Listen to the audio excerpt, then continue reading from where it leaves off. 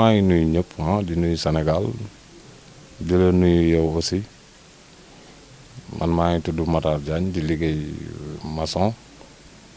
dëkk Sénégal Thiès. waaw tey jii ñu ñëwoon seet si la doon waxtaan ak yow ci affaire ñi nga xam ne dañuy faral di jël gaal bi di tukki di dem Barça wala Espagne tey jii ñu gis loolu tamit xaw na takkar naa si sànq ñu laaj la ci nga ni yow soo ko gisoon tamit da nga ci dem lan moo waral loolu. waaw man de li ma waxoon moom je pense que du ay waxi kese gis gaal gi de ma tere dem waaw parce que bon pour man daal sama avenir ci la nekk ndax ça fait longtemps maa ngi Sénégal di liggéey maçonnerie yor sama métier am ci talent aussi et puis xam ko amul lu ma ci jaaxal ci liggéey bi mais mënuma ci réussir fii Sénégal parce que propriétaires yi du ñu fay normal bu dee journalier yi même bu dee ci entreprise yi seeni journée baaxul aussi si ko yor jabar yor ay doom li ngay am satisfaire la et puis ci réewum Sénégal donc ay at nga bëgg a dundee noonu ba dee su ma gisee loo xam ne tey jii si une fois que ma jël gaal gi dem bitim réew man je sais très bien que ni foofu il paye bien les ouvriers donc mun naa am chance ma réussir si loolu. yow ban métier ngay liggéey. man maçon laay liggéey. tey jii gaal bi nga gis ni amul ay risque tamit fan yëpp yi ñu ngi dégg ni am na ay mort affaire yooyu est-ce que loolu du risque tamit toog Sénégal liggéey ko. bien sûr que ni risque la mais qui ne risque rien n'aura rien moi j'assume damay jël samay responsabilités te xam ne bon soo ko deful on sait jamais donc ñii dem nii dañoo risqué am nañu réussir am nañu échec donc loo gis lu nekk rek am na ay conséquences mais de toute façon man moom su ma jëlee décision dem rafet njot laay jiital parce que ay jullit lañ aussi te wërsëg yàlla moo ko yor donc man du ma dem tanaan du ma del si loolu xalaatuma ko yàlla moo xam kuy yegg ak ku dul yegg. kon yow soo gisoon gaal bi nii da ngay dem. mat a wax loolu kay mat a wax gaal gu ma yóbbu fu mu gisoon dem. mais loolu est-ce que du Sénégal moo ñàkk liggéey wala qu'est-ce qui se passe lan moo waral loolu. non liggéey am na Sénégal. parce que man maa ngi liggéey. problème bi mooy dañoo fayul normal. da ngay gis ki looy jox liggéey. fay la si loo xam ne da lay leer ne lii mu la fay sax c'est pas normal donc su fekkee yow bëggoo problème doo ko jël parce que jël liggéey jàmbur ba pare di ci am problème ndax xaalis doo ko jël et puis li ngay bañ sa moroom da koy nangu liggéey ko donc ñoom loolu da leen di pousser si à chaque fois lu ñu am loolu lañ lay nangoo fay léegi ñi koy jël soo xoolee pratiquement dëkkuñu Sénégal wala soit bu ñu dëkkee Sénégal jóge nañ si régions yi sori ñëw fii loo leen fay dañuy liggéey donc ñun problème boobu la ñu am parce que bu fekkonte ne boo liggéey bi ñu la nar a fay normal ñoom fi ñu koy jaarale peut-être si entreprise yu mag yi la ñuy woo jox leen liggéey yooyu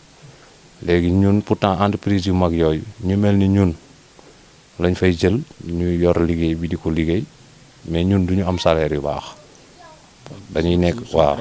maanaam bu doon sous-traitant yi sax mu tane mais ñun maçon yi nga xamante ne ñun ñooy gérer liggéey bi sur le terrain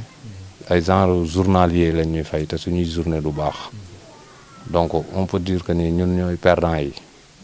et pourtant ñun ñooy liggéey bi donc loolu moo am Sénégal nag loolu moo tax ouvrier yi sonn am problème ndax su fekkonte ni ñuy nekk sur le terrain nga xam ne bu dara lu taxaw ñoom ñoo tax mu taxaw bu doonoon bu fekkoon ils ont bien payé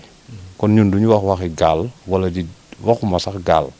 bu ñu doon jox ay billets d'avion pour ñu dem kon ñun duñ dem parce que dafa neex nga toog sa dëkk di fi liggéey am fi tekkee fi toog di gis sa njaboot loolu dara dàqu ko mais soo demee ba bëgg a jël sa njaboot teg ne da ngay dem bitim réew c'est parce que tu es fatigué da nga sonn da ngay liggéey te et puis ñun suñu métier dañ ko mën macha allah waaw mais mënuñu si réussir pourquoi lan moo tax. mais tey soo gisoon tey ku la xam ni tey jii jël na la en charge liggéey jox la liggéey bu baax ngay liggéey di nga bàyyi gaal yi mën a toog. pour te dire man may am chantier yu baax di ko gérer yoo xamante ni dañoo fay normal man du ma waxi dem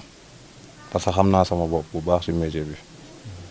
man du ma taareel sama bopp ci liggéey ci dara des fois nga am chantier yoo xamante ni moom da nga ciy gagné franchement da nga koy liggéey da nga ciy gagné mais loolu tuuti du bari boo ci amee benn tey bala nga cee amaat yàllaa xam da ngay obligé yow mi nga xamante ne yow tey jii mën nga diriger ay bâtiment da ngay mujjee nekk di liggéey ay journée Sénégal di liggéey journée ndax lan doo am chantier et puis mën a toog parce que njaboot gi moo tax léegi journée yooyu nag moo lay escanté tu travailles dur et tu auras peu d'argent li ngay yóbbu sa kër du la mat dépense. dégg nañ tamit ci yenn moodu yi ñu naan foofu neexul soo fa demee da ngay sonn doo am ku la toppatoo doo am dara bon yéen ngeen bëgg tamit def benn risque boo xam tamit day xaw a metti mooy jël gaal yi bëgg leen tamit rejoindre. waaw côté boobu seulement man de su fekkee mën naa nekk ci dëkk sonn fa lool. day am man jaral na ma ko parce que donc on dirait que l'homme est apprenti mais la douleur est son maître. donc nit moom yaakaar naa coono moom yàlla da koo teg góor ñun ñoo yelloo coono donc nañuy liggéey d'accord di sonn mais nañuy am comme ni ñuy liggéeyee nañ koy amee li ñu bëgg li bon mooy di liggéey ba sonn te mënoo am dara man loolu man mënuma ko concevoir si une fois mu nar a demee noonu ici au Sénégal su ma amee possibilité dem damay dem parce que loolu rek la mais yëg nga ni tey am na gaal bu këpp boo xam ne tamit Espagne la doon dem ci yoon bi tamit ci ndox mi la daanu.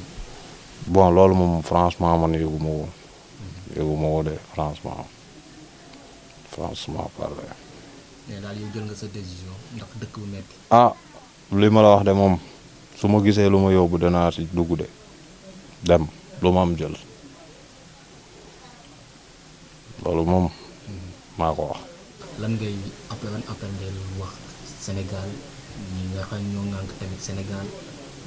pour tey jii lii ngeen bëgg initiative bi ngeen di jël tey jii mu bañ a am. bon man moom wàllum voyage yi ak gaal conseillé wu ma ko kenn man sama bopp maa jël sama décision bopp parce que maa xam li ma daj ak li may daj nii ak li may dundee ci sama métier bi ak li may dund envers ma famille. bon man koo xamante ni sa papa dafa génn àdduna sa yaay génn àdduna bàyyi la fi nga yor njaboot yor sa métier mu metti te mënoo cee am donc instant bi je peux dire que ni sama njaboot googu ci man lañ yaakaar mun naa jël sama décision nag ne bëgg naa dem su ma gisee gaal mais du ma ne benn jeune jëlal gaal kooku man du ma ko conseiller kenn parce que y a des risques et y a des conséquences aussi man bu ma sañoon dem boobu du ma ko def su ma ko gisee du ma ko def bugguma ko sax mais dama ci mënul dara mais ñun su fekkoon supposons tey jii soit am nañ ñu jàppale ci suñu cadre liggéey ku ci nekk xam nga soit nga am ay partenaires ñu jox lay liggéey ngay am liggéey doo xalaat dem soit yenn entreprise yi di fay les main d'œuvre ñu di leen fay lu baax yaakaar naa du ñuy soxla dem feneen loolu la daal parce que man mi fu ne liggéey naa fa salaire bu ne jot naa ko journée bu ne jot naa ko mais je sais très bien que ni man li may fournir ci chantier ak li may liggéey ci chantier man fayeekuwuma loolu parce que je travaille dur mais tuuti xaalis laay am mais daal yàlla baax na donc de toute façon nit ku nekk moom am nga droit nga jéem a xool ne sa avenir lii mooy tax mu réussir nga dox ci taman dafa am lu may doxee lépp loo tëdd xalaat ko loo xamante ne soit loo bëgg la ci wàllum réussite nga tëdd xalaat ko boo xëyee dee ci dox ay jéego rek bul bàyyi man nag sama xel boobu léegi loolu la ma jox comme que Sénégal depuis longtemps maa ngi fi muy metti donc naa jéem a xool bu ma mënee dem ma dem su fekkee nag samay moyen ma yu ma dem ma xam ne mënu ma dem rek mais sama bëgg-bëgg moom bu ma sañoon léegi ma génn réew mi avec n'importe quel moyen moo xam billet d'avion la moo xam gaal la naa dem rek. ok merci ñu ngi lay jaajëfal. ok merci beaucoup sans problème ñu ngi leen jaajëfal bu baax.